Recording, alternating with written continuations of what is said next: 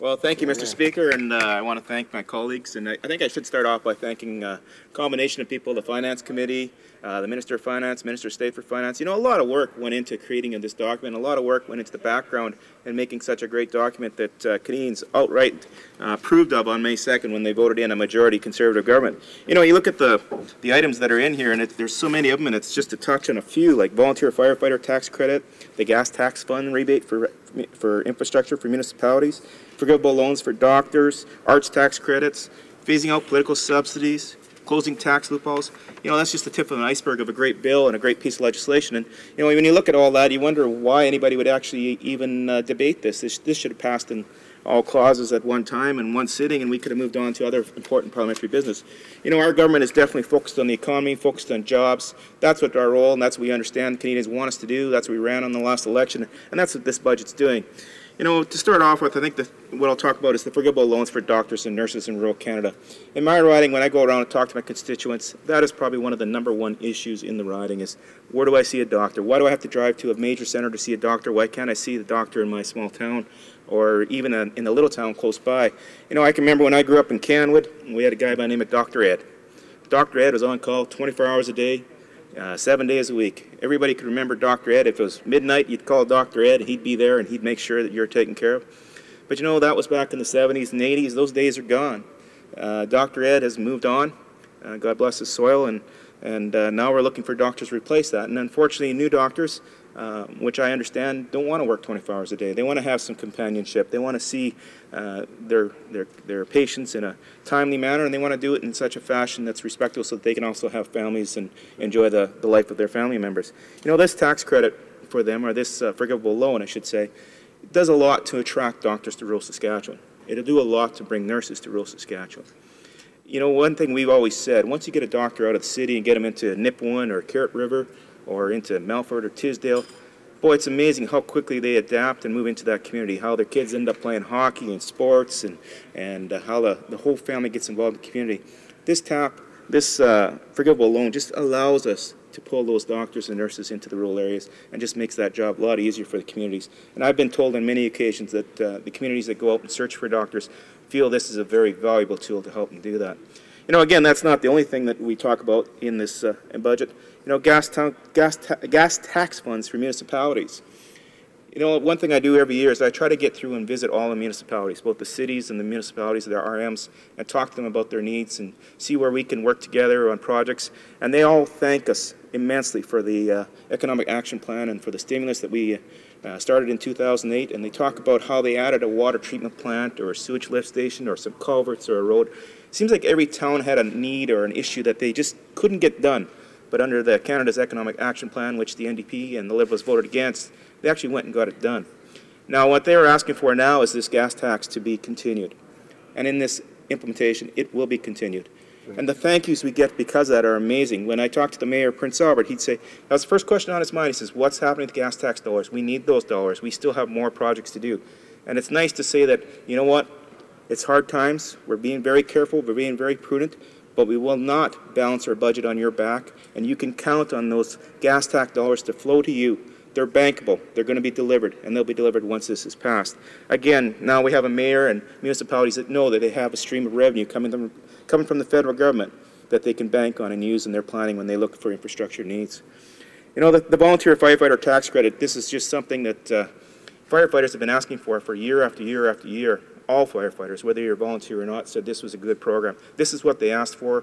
This is what we gave them. When we looked in my riding and constituency of Prince Albert, we have a volunteer fire department in the RM of Buckland. Jim Wilson runs that volunteer fire department. I went out there and I took some pizzas out to the guys because I just wanted to say thank you. And actually, $3,000 credit is a token. Because when you look at the hours these guys put in, when you look at what they sacrifice, not just them, the firefighters, but their families, whether it's fundraising, whether it's trying to raise the capital to buy another fire engine, or whether it's out on an emergency call, whether it's 25 below, or whether it's out at a nasty car accident that could actually involve a neighbor. These guys are on the scene. They just appreciate the fact that we would stand up and acknowledge we appreciate them. They just appreciated the fact that we'd say thank you for your hard work and your service, and that it would not be not recognized, that we did recognize this hard work. Again, just another thing that I think every party should stand behind, and there's no reason to criticize it. You know, another thing that was talked about was the arts tax credit. You know, again, we focus on sports, and I'm a sports fan. That's who I am. I love hockey. I played every sport when I was in high school.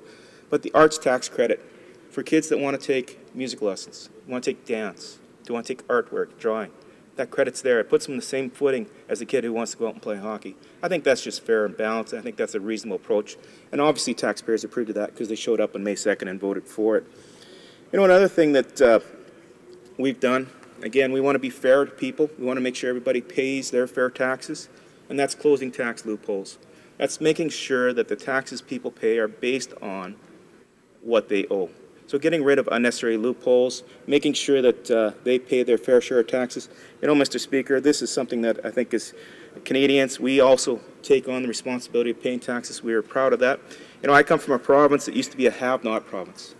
And it's funny, we had a party there, an NDP party, that wanted to do everything they can to be a have-not province so that they could get the money out of Ottawa. Well, you know, in Saskatchewan, we're a little more proud of that. We told them, no, we'd rather pay our taxes. We'd rather make some money and pay some taxes and contribute to the Canadian economy. We'd rather contribute to our local economy by paying some taxes. We appreciate the services that the taxes pay.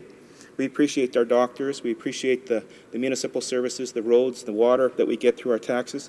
So we expect people to pay their fair share, nothing more and nothing less. And of course, that's something that this government's doing, and that's something we're moving forward on in this economic action plan, or in this implementation plan. You know, the last thing I think I'll talk about, Mr. Speaker, and this isn't the last thing, but respecting taxpayers' money. That's something that we have to do as parliamentarians. We have to recognize the fact this isn't our money, it's taxpayers' money. We have to respect the fact that they work hard for that money. Whenever we can give them a benefit or a tax break, they appreciate it. It shows that we're doing our job here in Ottawa. They don't want to see a whole pile of new programs. They don't want to see a whole pile of schemes and mechanisms to try to tax them even more. They understand the importance of tax reduction. They understand the importance of how the economy can grow when taxes are lowered.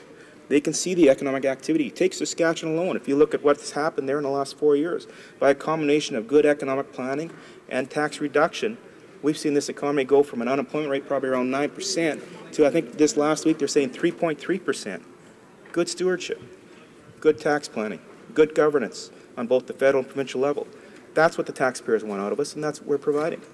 You know, that's why when I look at phasing out the political subsidies, you know, that when I look at the budget and all the things that are in there, when I see all the things that are for the average family, for the Canadians to take home that actually will benefit them from day to day, you look at it and you say, well, why would the opposition parties be so concerned, thank you, Speaker, for this bill? What is the issue?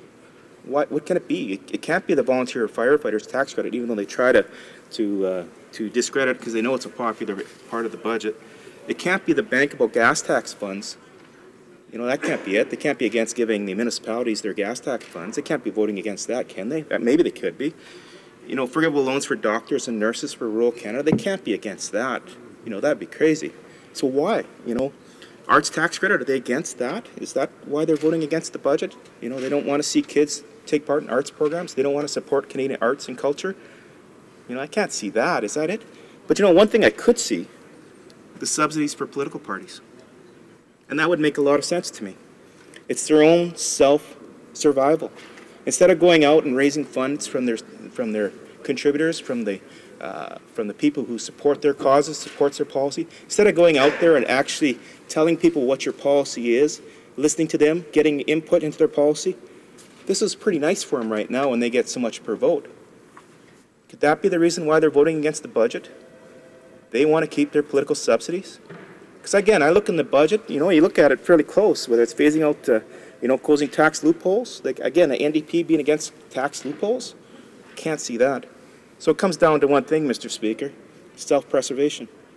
Can they do the job? Can they go out and actually convince Canadians to support their parties? Is that why they're voting against this budget? Because again, it can't be on any of the other issues. So in closing, Mr. Speaker, you know, on May 2nd, and actually during the campaign and before the campaign, I talked to a lot of constituents in the riding of Prince Albert. I listened very close to what they wanted to say, what they wanted me to do. And one thing that was very clear, they wanted respect for their tax dollars. They wanted proper representation in Ottawa.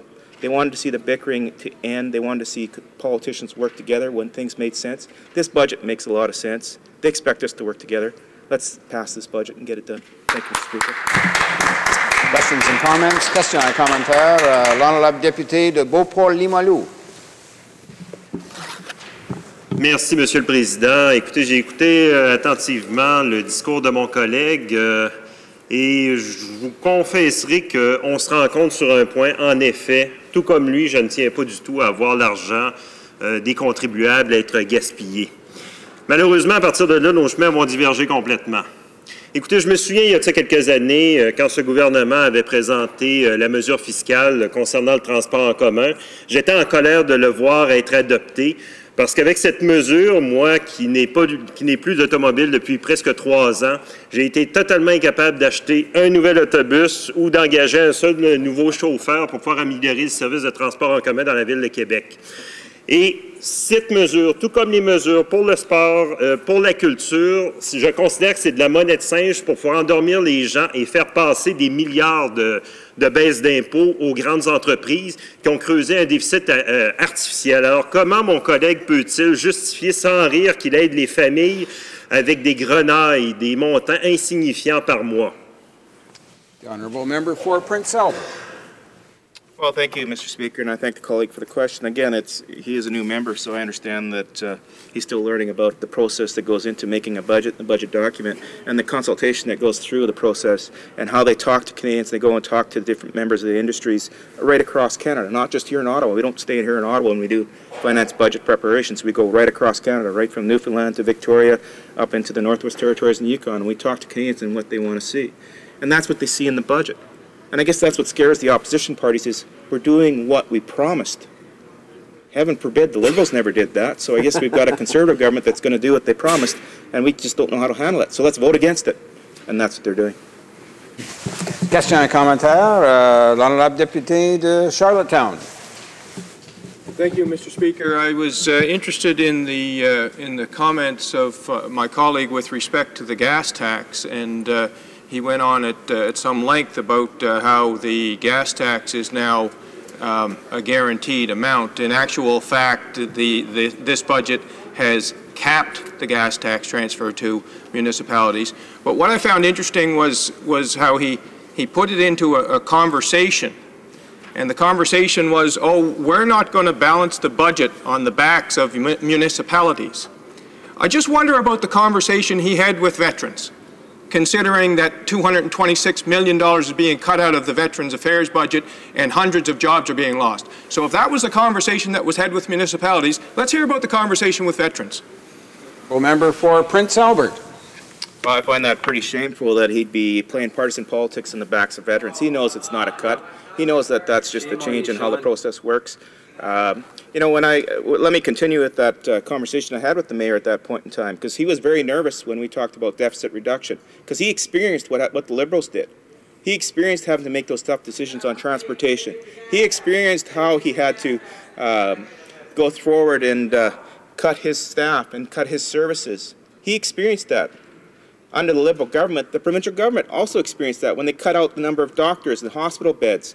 You know what? My family experienced that also. When my mother was sick with cancer, she experienced those cuts and did that 3-hour drive to Saskatoon or 2-hour drive to Saskatoon. So we just said we're not going to do that. Yeah. And that's why he should get behind it. Yeah. Question et commentaire. The honourable member for Saanich Gulf Islands.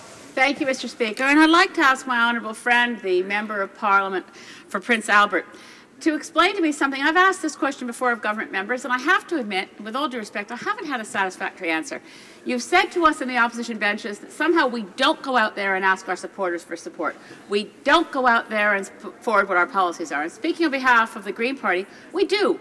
And we raise money from our supporters. But that money is easier to raise because there are very generous tax rebates. And they've benefited primarily the Conservative Party. And I don't see the Conservative Party showing any interest in removing the very generous tax rebates that come from the people of Canada for the donations they receive. So I'd like a response to say, why are we going after, in this C-13, the smallest of the amounts of taxpayer subsidies to political parties, and leaving aside the elephants in the room, the rebates on political party spending and donations? The honourable member for Prince Albert, a very short response, please. Again, thank you, member, and I thank the member for her question. You know, the rebates is something that's been part of it. You know, we can look at the American system where a congressman or senator goes and raises millions and millions of dollars from whoever they want and has no accounting back to taxpayer. I'd rather take our system where you're limited in what you can donate. You get a tax receipt for contributing, for participating in the political process. I think it's a far fairer and safer system, and it's fair for every party. It's not just the Conservative Party that benefits from the system that's in place here. If you go out and raise the funds, you get people to donate, your people still get that tax receipt. So I think that's reality that we're facing with right now, Mr. Speaker.